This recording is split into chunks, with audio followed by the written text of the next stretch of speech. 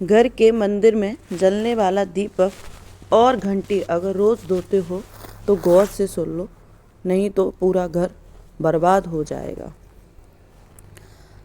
आज का विषय बहुत ही महत्वपूर्ण है क्योंकि यह आपकी आर्थिक और आध्यात्मिक समृद्धि से जुड़ा हुआ है।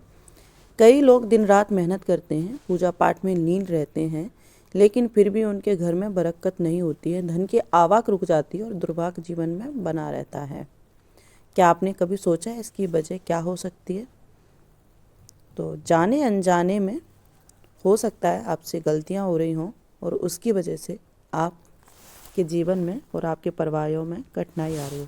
तो चलिए जानते हैं दीपक जलाने के नियम। पूजा के दौरान दीपक जलाने का विशेष महत्व होता है, लेकिन क्या आपको पता है कि दीपक को जलाने का सही तरीका क्या है? कई लोग बिना किसी नियम के दीपक जलाते हैं, जिससे उनकी पूजा का पूरा फल नहीं मिलता है। 1 नंबर, कब जलाना चाहिए दीपक? सुबह और शाम के समय दीपक का जलाना शुभ होता है। सुबह का दीपक घर में सकारात्मक ऊर्जा और शांति लाता है, जबकि शाम का दीपक घर की नकारात्मक ऊर्जा को समाप्त करता है। कौन सा दीपक शुभ होता है? पीतल, तांबे या मिट्टी का दीपक सबसे शुभ माना जाता है। लोहे या प्लास्टिक के दीपक का उपयोग करने से बचना चाहिए क्योंकि यह अशुभ होता है। कौन सा तेल सबसे अच्छा होता है? दीपक में घी का उपयोग करने से घर में सुख शांति बनी रहती है। तिल के तेल का दीपक नकारात्मक शक्तियों को दूर करता है और शनि दोष को शांत करता है। सरसों के तेल का दीपक विशेष रूप से शनिवार को जलाना चाहिए, इससे शनि दोष समाप्त होता है। दीपक जलाते समय कौन सा मंत्र बोलना चाहिए? जब भी आप दीपक जलाएं तो यह मंत्र अवश्य बोलें। ओम दीप ज्योति परम ब्रह्म दीप ज्योत जनार्दन दीपो हरतो मैं पापम संध्या दीप नमस्तुते। इस मंत्र का उच्चारण करने से घर में पवित्रता बनी रहती है और देवताओं की कृपा होती है। घंटी बजाने के सही नियम। पूजा घर में घंटी बजाने से सकारात्मक ऊर्जा उत्पन्न होती है और वातावरण पवित्र हो जाता है। लेकिन क्या आपको पता है कि घंटी बजाने का भी एक सही तरीका है? 1 नंबर, कब बजानी चाहिए घंटी? सुबह और शाम की आरती के समय घंटी बजानी चाहिए। भोजन के पहले और बाद में भी घंटी बजाना शुभ माना जाता है। 2 नंबर, घंटी कितनी बार बजानी चाहिए? घंटी को कम से कम 3 बार और अधिक से अधिकतम 7 बार बजाना चाहिए। घंटी बजाने से घर में सकारात्मक ऊर्जा बढ़ती है और नकारात्मक शक्तियाँ दूर होती हैं। शंख बजाने के नियम। शंख बजाना हिंदू धर्म में बहुत शुभ माना जाता है, लेकिन बहुत से लोग यह नहीं जानते हैं कि शंख बजाने के भी कुछ खास नियम होते हैं। 1 नंबर, शंख कब बजाना चाहिए? सुबह और शाम की आरती के समय शंख बजाना सबसे शुभ होता है। पूजा के बाद शंख बजाने से घर में सुख शांति बनी रहती है। 2 नंबर, शंख बजाते समय कौन सा मंत्र बोलना चाहिए? शंख बजाते समय यह मंत्र बोलें, ओम ह्रीं क्लीं महालक्ष्मी नमः। इससे माँ लक्ष्मी की कृपा बनी रहती है और घर में धन धान्य की वृद्धि होती है। अक्सर हम पूजा पाठ में लगे रहते हैं, देवी देवताओं की आराधना करते हैं, लेकिन फिर भी हमारे जीवन में परेशानियां बनी रहती हैं। क्या आपने कभी सोचा है कि ऐसा क्यों होता है? इसका कारण यह हो सकता है कि हम जाने अनजाने में पूजा घर में कुछ ऐसी गलतियां करते हैं जिनका हमें आभास भी नहीं होता। ये छोटी छोटी गलतियां न केवल हमारी पूजा का प्रभाव कम कर देती हैं, बल्कि घर में नकारात्मक ऊर्जा को भी आमंत्रित कर सकती हैं।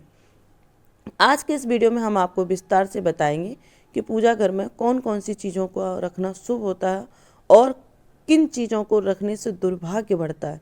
साथ ही हम यह भी जानेंगे कि दीपक जलाने, घंटी बजाने और शंख फूंकने का सही नियम क्या है, ताकि आपकी पूजा पूर्ण फलदायी हो सके। दोस्तों, धातु के दियों का महत्व हिंदू धर्म में विशेष रूप से माना जाता है। आपने देखा होगा कि कई लोग पीतल, तांबे या चांदी के दियों का उपयोग करते हैं। ये दिए न केवल देखने में सुंदर होते हैं, बल्कि धार्मिक दृष्टि से भी इनका विशेष महत्व होता है। यदि आप भी धातु के दियों का उपयोग करते हैं तो उनकी सफाई का विशेष ध्यान रखना चाहिए। इसे रोजाना धोना और साफ अनिवार्य करना होता है ताकि इसकी पवित्रता बनी रहे। सबसे अच्छा तरीका यह है कि इन दियों को गंगा जल से शुद्ध किया जाए। गंगा जल से दियों को धोने से यह पवित्र बना रहता है और घर में सकारात्मक ऊर्जा का संचार होता है। कुछ लोग सप्ताह में 1 या 2 बार ही दिए की सफाई करते हैं, लेकिन यह पूरी तरीके से शुद्धता बनाए रखने के लिए पर्याप्त नहीं होता है। इसीलिए इस आदत को रोजाना अपनाएं और अपने पूजा घर की पवित्रता को बनाए रखें। अब हम बात करते हैं घर के मंदिर में रखी घंटी के बारे में। प्राचीन शास्त्रों में घंटी को एक महत्वपूर्ण पूजा सामग्री माना गया है। आमतौर पर घरों के मंदिर में पीतल की घंटी देखी जाती है। इसकी ध्वनि से वातावरण में शुद्धता आती है और नकारात्मक ऊर्जा दूर होती है। घंटी को कभी भी दक्षिण दिशा में नहीं रखना चाहिए क्योंकि इससे अशुभ माना जाता है। इसे हमेशा पूजा स्थल के पास या मंदिर में के प्रवेश द्वार पर रखना शुभ होता है। सबसे पवित्र और शुभ घंटी वह होती है जिस पर गरुड़ की आकृति बनी होती है। इसे गरुड़ घंटी कहा जाता है और यह सर्वश्रेष्ठ मानी जाती है। गरुड़ घंटी की ध्वनि अत्यंत प्रभावशाली होती है और यह घर में किसी भी प्रकार की नकारात्मक ऊर्जा को नष्ट करने में सहायक होती है। अब यह भी जानना जरूरी है कि घर के मंदिर में घंटी को कितनी बार बजाना चाहिए। जब भगवान को भोग लगाया जाता है तब घंटी को 5 बार बजाना सबसे उत्तम माना जाता है। ऐसा करने से भगवान भोग को जल्दी स्वीकार करते हैं और प्रसन्न होते हैं। पूजा के दौरान घंटी को अत्यधिक जोर से या लगातार नहीं बजाना चाहिए, बल्कि इसे केवल 3 बार बजाने का नियम है। जब भी घंटी बजाएं, इसे हमेशा दाहिने हाथ से बजाएं और ध्यान रखें आपका मुख पूजा स्थल की ओर हो। घंटी को मंदिर में रखने का भी एक विशेष नियम होता है। इसे कभी भी दक्षिण दिशा में नहीं रखना चाहिए क्योंकि यह पूजा सामग्री के लिए अशुभ मानी जाती है। जब भी आप अपने पूजा घर में घंटी रखें तो ध्यान दें इसका मुख हमेशा मंदिर की ओर हो। घंटी को सुबह की पूजा में बजाना सबसे शुभ माना जाता है, जबकि शाम की पूजा में घंटी बजाना उचित नहीं होता है। यदि आप इस नियम का पालन करेंगे तो आपकी पूजा अधिक फलदायी होगी और नकारात्मक घर में सकारात्मक ऊर्जा का संचार बढ़ेगा। अब हम आपको बताते हैं एक और महत्वपूर्ण जानकारी देने जा रहे हैं जो बहुत कम लोग जानते हैं। जब भी आप किसी मंदिर जाएं, विशेष रूप से किसी बाहरी मंदिर में, तो वहां प्रवेश करते समय घंटी बजाना बहुत आवश्यक होता है। मंदिर में प्रवेश करने से पहले घंटी बजाने का अर्थ होता है कि आप भगवान के दरबार में प्रवेश कर चुके हैं और अपनी उपस्थिति दर्ज करा रहे हैं। लेकिन जब आप मंदिर से बाहर निकलते हैं तो घंटी बजाने की आवश्यकता नहीं होती है। घंटी बजाने के पीछे धार्मिक मान्यता यह है कि जब भक्त मंदिर में प्रवेश करते हैं तो घंटी बजाकर वह अपने आगमन की सूचना देवताओं को देते हैं। एक बार घंटी बजाने का अर्थ होता है कि आप मंदिर में प्रवेश कर चुके हैं और अब पूजा शुरू कर रहे हैं। यदि कोई भक्त 2 बार घंटी बजाता है तो इसका अर्थ होता है कि वह अपनी प्रार्थना और मन की बात भगवान के समक्ष रख रहा है। अब हम आपको पूजा घर से संबंधित कुछ और महत्वपूर्ण नियमों के बारे में बताएंगे जिनका पालन करना अत्यंत आवश्यक होता है। पूजा करते समय व्यक्ति का मुख हमेशा पूर्व दिशा की ओर होना चाहिए। यह दिशा सबसे शुभ मानी जाती है क्योंकि इस दिशा में पूजा करने से वातावरण में सकारात्मक ऊर्जा का संचार अधिक होता है। हालांकि पश्चिम दिशा की ओर मुख करके भी पूजा की जा सकती है, लेकिन पूर्व दिशा में बैठकर पूजा करना अत्यंत लाभकारी होता है। घर में पूजा स्थान की स्थापना सीढ़ियों के करीब नहीं करनी चाहिए।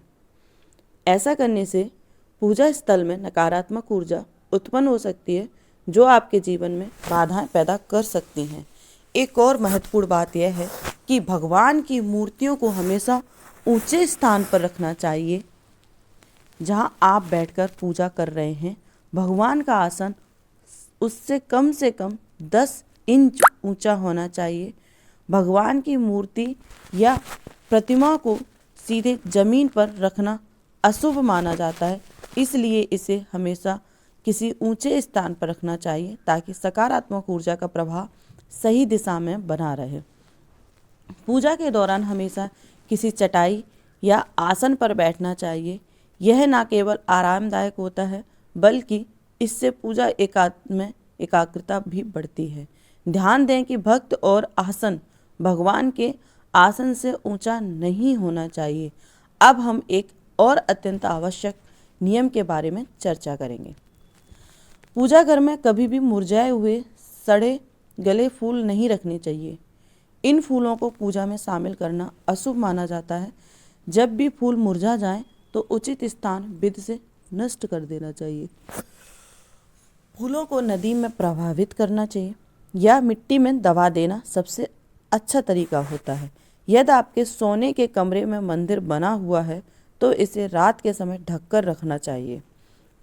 मंदिर को पर्दे से ढकने से वहां से निकलने वाली ऊर्जा संतुलित रहती है और आपकी नींद पर प्रभाव नहीं पड़ता है। सनातन परंपरा के अनुसार किसी भी देवी देवताओं की पूजा करते समय काले कपड़े पहनना अशुभ माना जाता है। काले वस्त्रों को नकारात्मकता का प्रतीक माना गया है और इसे पहनने से मन में नकारात्मक विचार होते हैं, जिससे पूजा प्रभाव कम हो जाता है। जब हम ईश्वर की आराधना करते हैं तो हमारा मन शांत और पवित्र होना चाहिए, इसलिए हल्के रंग के वस्त्र पहनने की सलाह दी जाती है। सफ़ेद, पीले, लाल और गुलाबी रंग के कपड़े पहनने से मन में सकारात्मकता बनी रहती है और पूजा का प्रभाव बढ़ता है। अब हम बात करते हैं पूजा घर में रखी जाने वाली चीज़ों और उनके महत्व के बारे में। घर के मंदिर में कौन सी चीज़ें रखनी चाहिए और कौन सी चीज़ें नहीं, इस विषय में ध्यान देना आवश्यक है। पूजा स्थल की पवित्रता और शुद्धता बनाए रखने के लिए कुछ नियम निर्धारित किए गए हैं जिनका पालन करना अत्यंत आवश्यक होता है। घर के पूजा मंदिर में देवी देवताओं की केवल एक ही तस्वीर या मूर्ति रखनी चाहिए। कई लोग एक ही देवी देवताओं की कई तस्वीरें या मूर्ति रख लेते हैं, लेकिन यह गलत माना जाता है। इससे ऊर्जा का संतुलन बिगड़ सकता है और पूजा का प्रभाव कम हो सकता है। एक ही स्थान पर एक ही मूर्ति या तस्वीर रखने से भगवान की ऊर्जा सही ढंग से आपके जीवन में प्रवेश कर सकती है और आपको अधिक लाभ मिल सकता है। अब हम बात करते हैं शिवलिंग के महत्व और उसे सही स्थान पर रखने के नियमों के बारे में। शिवलिंग को घर में रखना बहुत पवित्र और शुभ माना जाता है, लेकिन इसके लिए कुछ नियमों का पालन करना आवश्यक होता है। शिवलिंग को हमेशा उत्तर या पूर्व दिशा में रखना चाहिए ताकि इसका प्रभाव अधिक शुभ हो। इसे कभी भी गंदे स्थान पर या ऐसी जगह पर ना रखें जहां बहुत अधिक हलचल होती हो। पूजा स्थल को शांत और पवित्र रखना आवश्यक होता है ताकि भगवान की कृपा निरंतर बनी रहे। पूजा घर में शंख, गोमती चक्र और जल रखना बहुत शुभ माना जाता है। शंख भगवान के आशीर्वाद का प्रतीक होता है और इसकी ध्वनि से घर में पवित्रता बनी रहती है। गोमती चक्र समृद्धि और सौभाग्य को आकर्षित करता है, जबकि एक पात्र में जल रखने से घर की ऊर्जा शुद्ध होती है। इस जल को नियमित रूप से बदलते रहना चाहिए और शंख व गोमती चक्र को भी साफ रखना आवश्यक होता है। पूजा स्थल की स्वच्छता और शुद्धता बनाए रखना अत्यंत आवश्यक होता है। यदि पूजा स्थल पर गंदगी होगी तो वहां नकारात्मक ऊर्जा का संचार होगा, जिससे पूजा की प्रभावशीलता कम हो जाएगी। इसीलिए पूजा स्थल की सफाई रोज करनी चाहिए और वहां का वातावरण हमेशा व्यवस्थित और सुंदर होना चाहिए ताकि ध्यान केंद्रित करने में कोई विघ्न ना आए। घर में पूजा स्थल की स्थापना हमेशा शांत और पवित्र स्थान पर करनी चाहिए। उत्तर पूर्व दिशा को पूजा के लिए सबसे शुभ माना जाता है क्योंकि यह दिशा सकारात्मक ऊर्जा का संचार करती है और पूजा का प्रभाव बढ़ाती है। पूजा घर को कभी भी बेडरूम या रसोई के पास नहीं बनाना चाहिए क्योंकि इन स्थानों पर नकारात्मक ऊर्जा बनी रहती है जो पूजा स्थल की पवित्रता को प्रभावित कर सकती है। अब हम बात करेंगे दीपक जलाने के सही नियमों के बारे में। दीपक जलाना हिंदू धर्म में एक बहुत ही शुभ कार्य माना जाता है, लेकिन इसे सही तरीके से जलाना अत्यंत आवश्यक होता है। सही विधि से दीपक जलाने से भगवान की कृपा प्राप्त होती है और घर में सकारात्मक ऊर्जा बनी रहती है। पूजा स्थल में दीपक हमेशा भगवान की मूर्ति के सामने रखना चाहिए ताकि उसका प्रकाश भगवान के आशीर्वाद और कृपा का प्रतीक बने। खंडित या टूटा हुआ दीपक कभी भी नहीं जलाना चाहिए क्योंकि यह अपवित्रता का संकेत देता है। पूजा के दौरान 2 दीपक एक साथ जलाने से भी बचना चाहिए क्योंकि इससे ऊर्जा का संतुलन बिगड़ सकता है। घी और तेल के दीपक को कभी एक साथ नहीं जलाना चाहिए क्योंकि दोनों की ऊर्जा अलग होती है और इससे पूजा का प्रभाव कम हो सकता है। वास्तुशास्त्र के अनुसार दीपक की बत्ती का मुंह हमेशा पूर्व उत्तर की दिशा में होना चाहिए ताकि इससे निकलने वाली रोशनी से सकारात्मक ऊर्जा उत्पन्न हो सके। घी के दीपक में रुई की बत्ती और तेल के दीपक में लाल मौली वाली बत्ती का उपयोग करना चाहिए क्योंकि यह परंपरा वास्तुशास्त्र और ज्योतिष शास्त्र दोनों में मानी जाती है। नवरात्रि और विशेष अवसरों पर दीपक जलाने के विशेष नियम होते हैं। माँ दुर्गा और माँ लक्ष्मी की पूजा के दौरान गोल बत्ती का दीपक जलाना उचित होता है क्योंकि इससे पूजा में विघ्न उत्पन्न हो सकता है। घी का दीपक जलाने के बाद तुरंत तेल का दीपक नहीं जलाना चाहिए बल्कि इनके बीच कुछ समय का अंतर होना चाहिए ताकि वातावरण में ऊर्जा का संतुलन बना रहे। दीपक जलाने का न केवल धार्मिक महत्व है बल्कि यह वास्तुशास्त्र और ज्योतिष शास्त्र में भी महत्वपूर्ण स्थान रखता है। दीपक जलाने से घर में सकारात्मक ऊर्जा का संचार होता है और यह नकारात्मकता को दूर भगाता है। दीपक की रोशनी से घर की ऊर्जा संतुलित होती है और मानसिक शांति प्राप्त होती है।